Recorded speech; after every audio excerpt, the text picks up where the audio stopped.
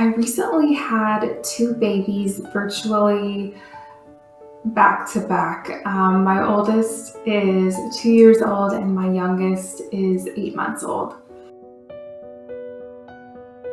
Women going through pregnancy and postpartum experience a lot of changes outside of our control. I experienced severe postpartum depression. It was hard, and sometimes the only thing that kept me going was, as cheesy as it sounds, my baby, my family, the people who care about me.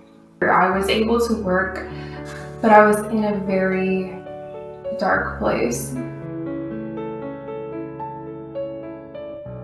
A wig is pretty much instant.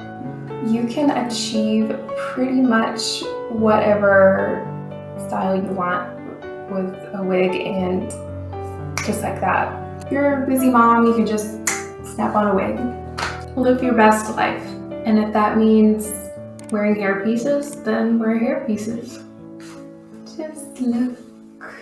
I love these hair pieces. They are so beautiful.